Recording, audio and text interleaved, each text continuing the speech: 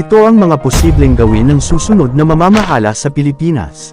Ito ang posibleng gawin ni VP Sara pag-upo niya bilang Pangulo ng Pilipinas. Ang pagtugon sa mga legal at etikal na hamon na kinasasangkutan ng pagbawi ng ill-gotten wealth at ang pag-uusig sa matataas na opisyal ay nangangailangan ng pag-navigate sa isang komplikadong sistema ng mga batas ng Pilipinas at mga mandato sa konstitusyon. Para sa hinaharap na administrasyon, ang mga pangunahing kasangkapan para sa pagtugon sa mga alalahaning ito, may kaugnayan man sa mga makasaysayang kaso o modernong paratang, ay nakasalalay sa mga umiiral na balangkas laban sa katiwalian.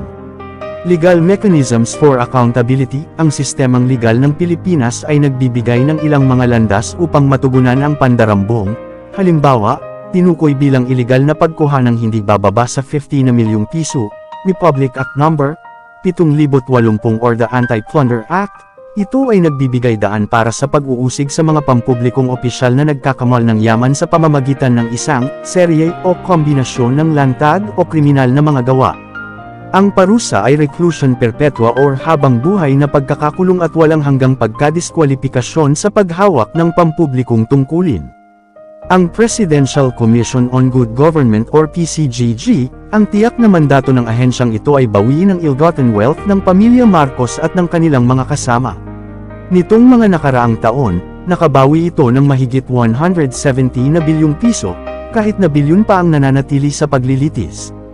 Ang opisina ng Ombudsman, maaaring bigyan ng kapangyarihan ng hinaharap na pamahalaan ng Ombudsman na mag-imbestiga at magsampa ng mga kaso sa Sandigan Bayan or ang espesyal na anti-graft court kapag natapos na ang kaligtasan ng isang opisyal pagkatapos ng kanilang termino.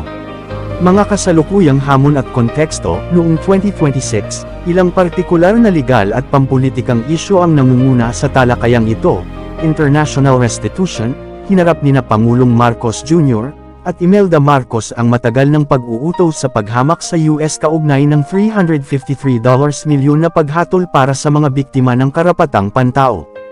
Ang hinaharap na pamahalaan ay kailangang magpasya kung makikipagtulungan sa mga internasyonal na hukuman upang mapadali ang mga pagbabayad na ito. Mga makabagong paratang, ang mga kamakailang kontrobersya, tulad ng iskandalo sa flood control project na kinasasangkutan ng bilyon-bilyon sa hindi nakaprogramang pondo, ay nagdulot ng mga bagong panawagan para sa transparency. Kailangang maibalik ang Presidential Anti-Corruption Commission para sa mga magnanakaw sa kaban ng bayan. Reformang panghukuman, madalas na pinagtatalunan ng mga eksperto sa batas na ang kakulangan ng mga pag-uusig at paghatol, ay nagmumula sa mabagal na proseso ng hudisyal. Maaaring tumutok ang susunod na pamahalaan sa pagpapalakas ng autonomiya sa pananalapi ng hudikatura upang matiyak na ito ay mananatiling independente mula sa impluwensyang ehekutibo. Mga potensyal na direksyon sa patakaran, ang hinaharap na administrasyon na naglalayong tugunan ang mga isyong ito ay karaniwang nakatuon sa, una, pagpapalakas ng mga batas sa forfeiture. Sa ilalim ng RA 1379, maaaring kunin ng Estado ang ari-arian na hayagang wala sa proporsyon sa sweldo ng isang pampublikong opisyal. Pangalawa, audit oversight, pagtaas ng budget at proteksyon para sa Commission on Audit or COA para i-flag ang mga irregularidad sa real time.